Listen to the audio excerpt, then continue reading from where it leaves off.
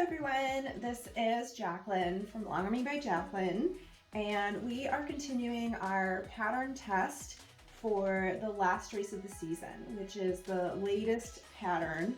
And this is block 6. It's called Bear Tracks, and let me tell you, I needed dark and light browns for this, and it was a real journey through the stash to come up with anything close to what I needed for this. So yeah, I had to dig deep. These are the deep cuts to find these, and I use a surprising amount of brown, so I don't have that much left in my scrappy stash to find. So I think I'm gonna have to pick up some more browns.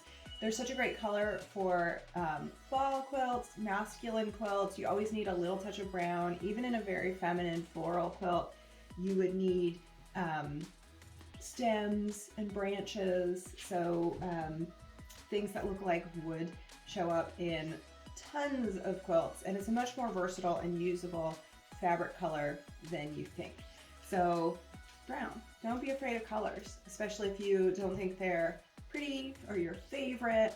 I don't know that anybody loves brown as their favorite color, but it's definitely a staple that needs to show up and balance those other colors in your quilt.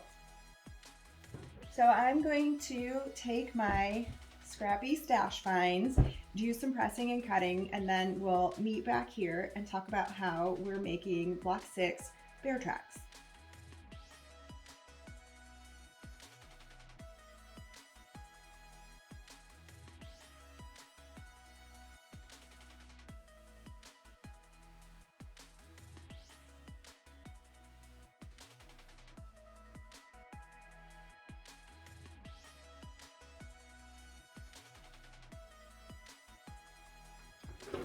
So that was our light brown squares. Now from our darker brown fabric collection, you will need some slightly smaller squares.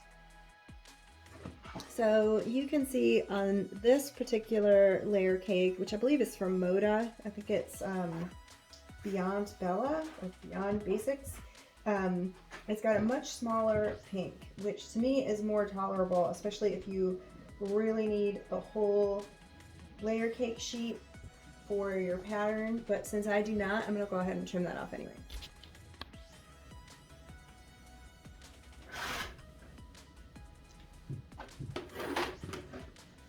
So these scraps will be put back into the bin and used for another project somewhere else.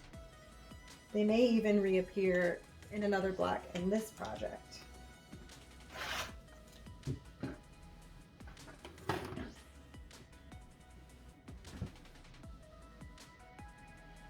So some of my scraps come from bits of yardage, sort of generally fat quarter-ish, full yardage from pre-cuts. I'm really scavenging everywhere to find the color palette and the assortment that I need for this project.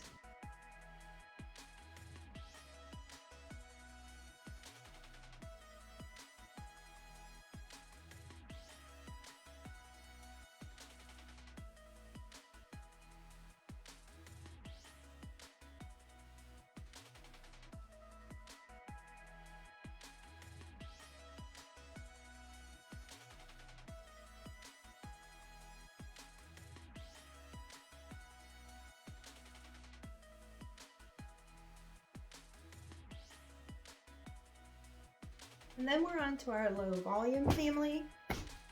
You're going to need small squares, medium squares, and some strips of your low volume group.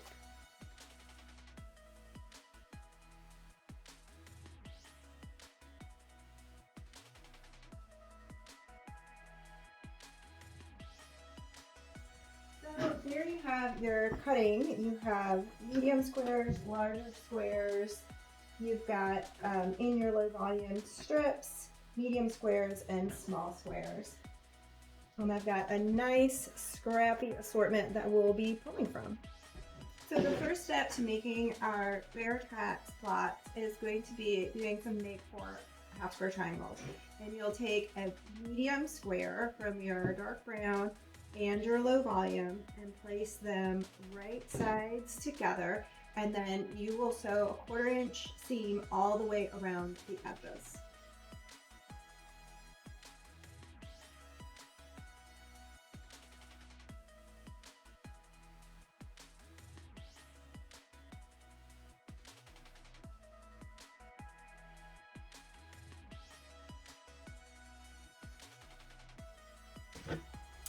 Okay, so I've got my 2 medium-sized squares sewn together all the way around the outside, and I will just take a ruler and cut corner to corner both ways. When you make this first cut, try not to move your units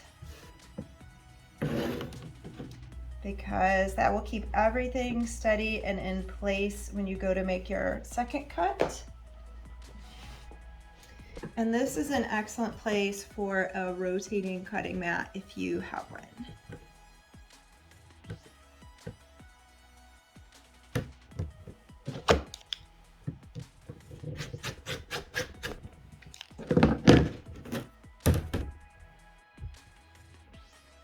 And there you have your 4 half square triangles.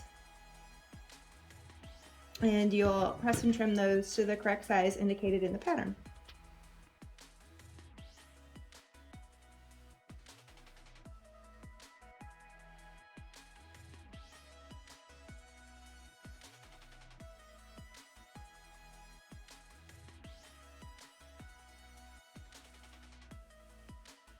So we're assembling our Bear Tracks block, and these two have been assembled. They look nice and scrappy, and here is my design board where I've got my units laid out in the order I'll be sewing them. I'm sewing these one at a time so that I can keep the color assortment that I laid out on my design board together. So here I'm doing a pair of the half square triangle units. And you can see the way that these are joined, and this is for every set of units. You've got seams kind of going a direction that they definitely want to go. So I've got a lot of seam bulk here. So I'm just going to press my half square triangle pairs the way that they want to go. I have just pulled one of my partially assembled units to the side.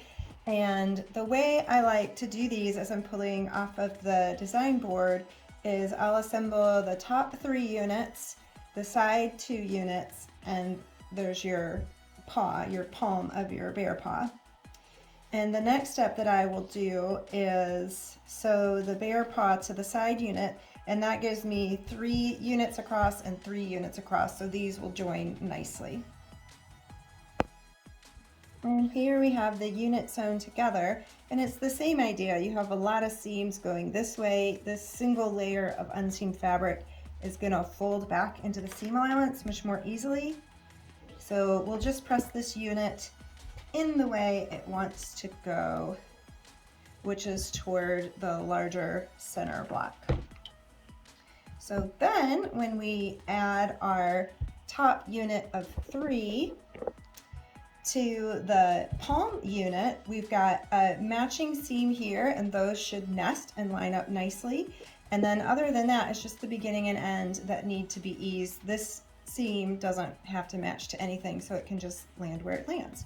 So we'll take this to the machine, sew it up, and do the last pressing. And we're sewn here, and this seam also presses towards that large center palm.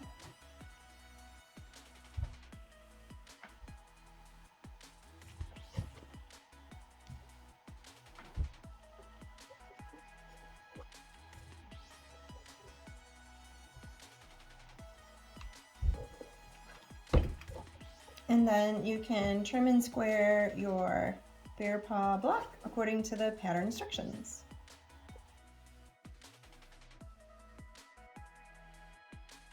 Right, so these are the completed Bear Tracks blocks.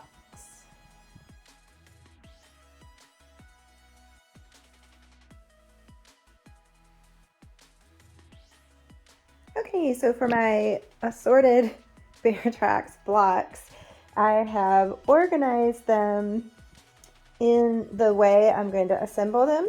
So you'll notice the toes go up left, up right, up left, up right. And then I've arranged my mix low volume for the shorter strip on top. And I just made sure that they were nice and scrappy and I didn't have repeats or the same one next to each other. And that goes for my center, the palm of the paw, and for this scrappy sashing on top. So I'll just sew these to the top, press, and see you back here. So as I've come to the machine, I'm just going to place the solid strip on the bottom so I don't have to worry about seam allowances. And I'm sewing them in the direction and in the order that I'll be using them in the final quilt, just to keep things organized because I have a lot on the go. And now we'll be adding the longer piece of sashing rectangle to the right hand side of each block. Whether the toes point up left or up right, your long sashing will go on the right hand side. And again, I'm sewing these in groups of 4 to keep them together and organized as they appear in the quilt. So for my first set of 4, there's all the individual blocks done. There's no sashing on the left side, and there is sashing on the right side, and then you just join the 4 individual blocks into one large 4-paw block. And there's our one really big bear paw block.